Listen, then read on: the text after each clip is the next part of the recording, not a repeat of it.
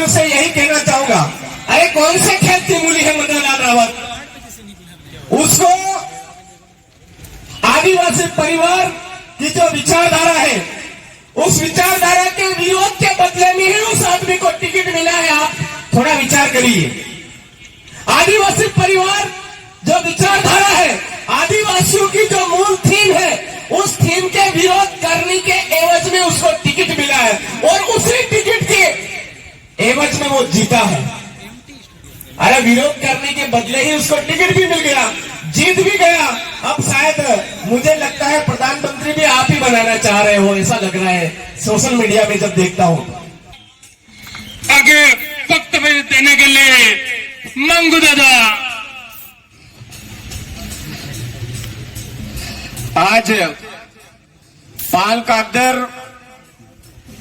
Case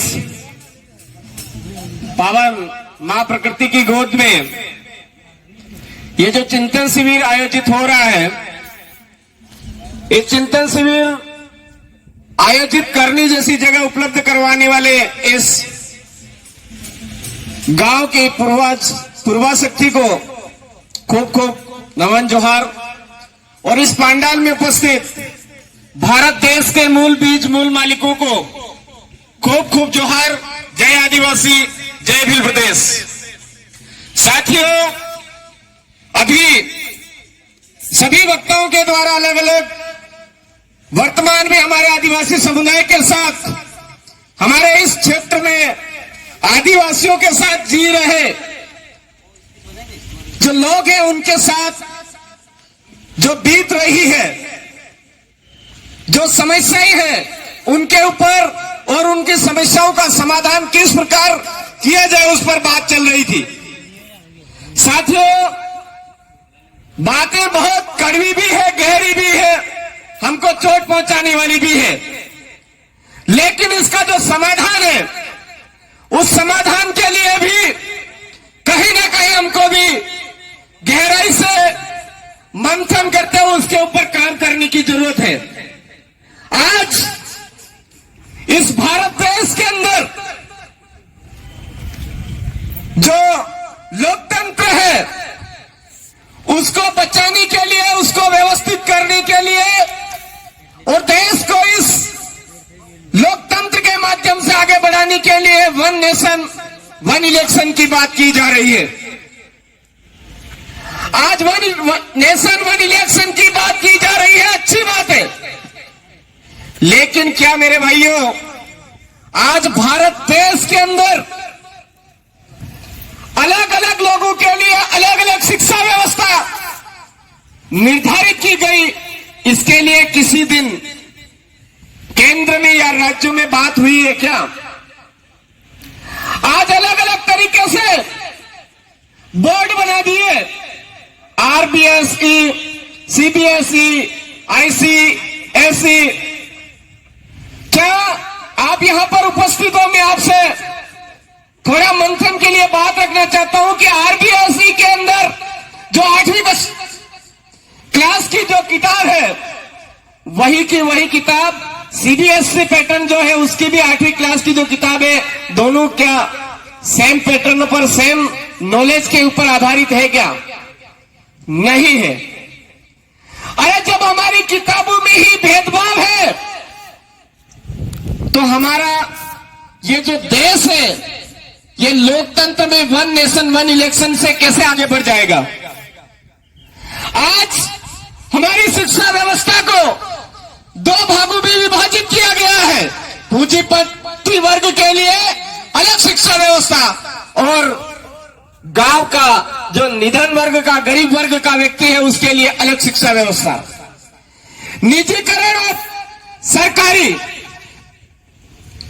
एक सरकारी school में जो अध्यापक पढ़ा रहा है, वो 5,000, 10,000, 15,000 में पढ़ा रहा है, उसके ऊपर कौन विश्वास कर रहा है? जो सरकारी सेवाएं प्राप्त कर रहा है, वो भी विश्वास कर रहा है और उनके बच्चों को निजी में भेज रहा है। और एक तरफ 70,000, 75,000, 62,000, 65,000 की जो पेमेंट उठा रहा है, वो भी कहीं ना कहीं अपनी जो शिक्षा व्यवस्था उसके द्वारा दी जा रही, वो अपने आप पे कॉन्फिडेंस के साथ में ये नहीं कह रहा है कि हमारी शिक्षा व्यवस्था है वो मजबूत है। तो ये जो इस तरह की शिक्षा को दो धड़ों में विभाजित करने वाली चीजें हैं, ये हमारे देश को आगे ले जा पाएगी क्या? इसके ऊपर आज दिन तक केंद्र की सरकारों ने मंथन किया क्या? राज्य की सरकारों ने मंथन किया क्या? अब हम सभी यहाँ पर उपस्थित हैं, हम सभी को यह सोचने की जरूरत है कि ना तो हमारा जो कल्याण है वो सरकार ही कर पाएगी, ना ही प्रशासन कर पाएगा। हमारा कल्याण अगर करना है तो हमारी अपनी बुद्धि से हमको करने की जरूरत है।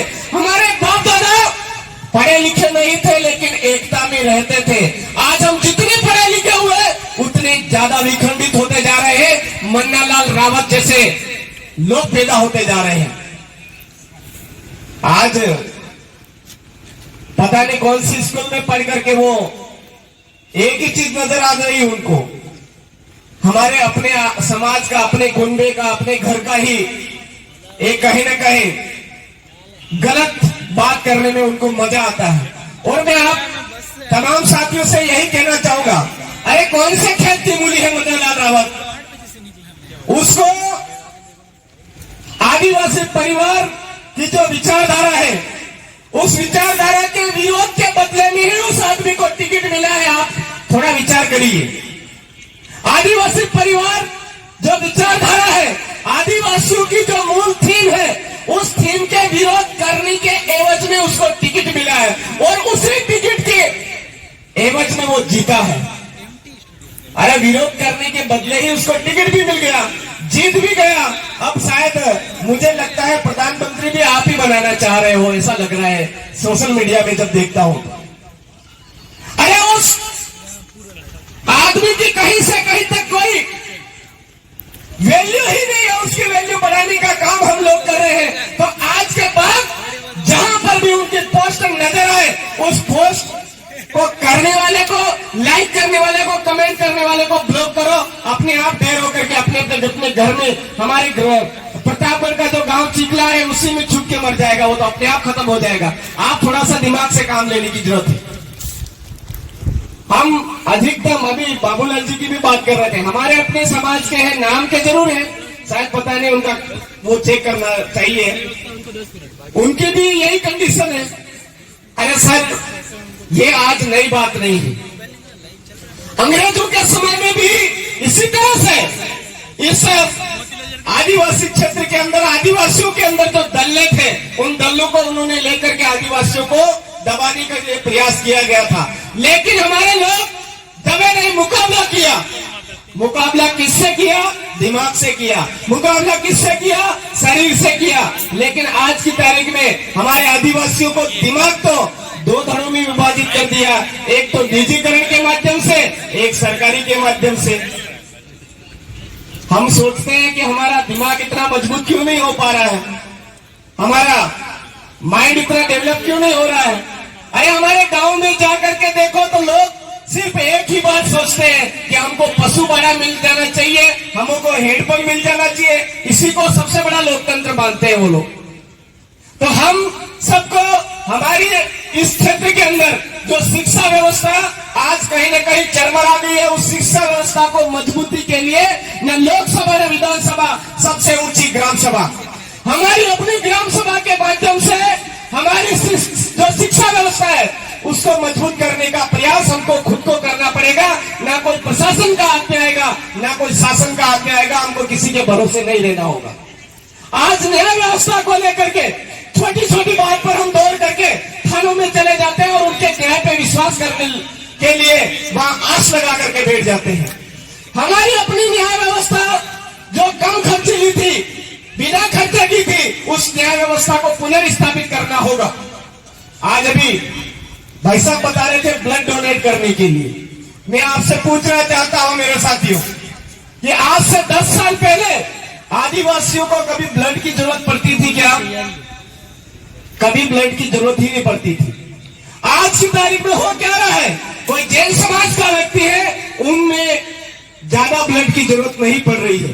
ब्राह्मण समाज का है उसको ब्लड की जरूरत नहीं पड़ रही है, मुस्लिम समुदाय का है उसको ब्लड की जरूरत नहीं है। किसी भी हॉस्पिटल में चले जाओ, आदिवासी इधर उधर भटकता हुआ मिलता है।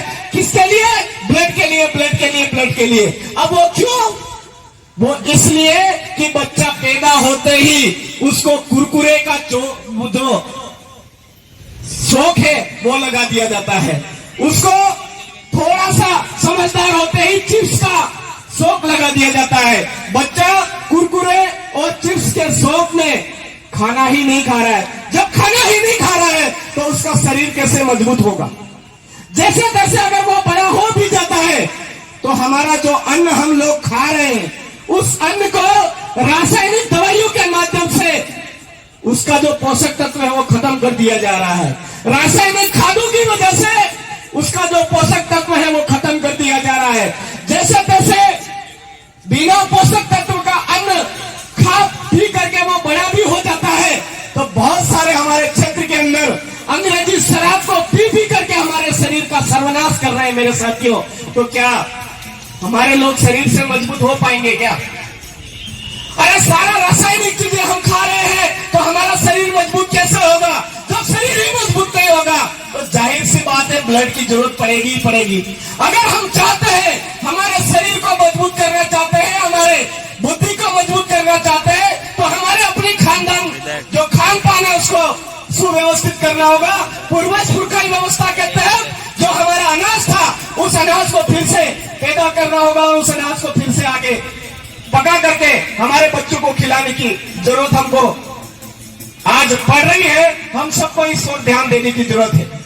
बाकी मैं आप तमाम साथियों से यही कहना चाहूंगा कि हमारे को ढोंग ढकोचलों में धकेल धकेल करके हमको शारीरिक रूप से, मानसिक रूप से कमजोर किया जा रहा है। हम सब लोग इन ढोंग ढकोरों के जाल में ना फंसे और आगे बढ़ चल करके आदिवासियों की पुरखाई परंपरा है, उस पुरखाई परंपरा पूजा पद्धति को अपनाएं एवं न लोकसभा न विधानसभा सबसे ऊंची ग्राम सभा वाली बात को आत्मसात करते हुए हमारे समुदाय को आगे बढ़ाने में प्रयास करें।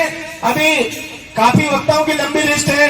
मैं आप इस कागज की जगह पर मुझे आज मौका दिया, इसके लिए आप सबका आभारी हूं। आप तमाम साथियों ने मुझे सुना, इसके लिए आप तमाम साथियों का खूब खूब जोहार।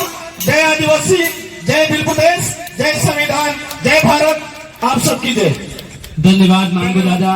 हमारे बीच में बागी द्वारा विधायक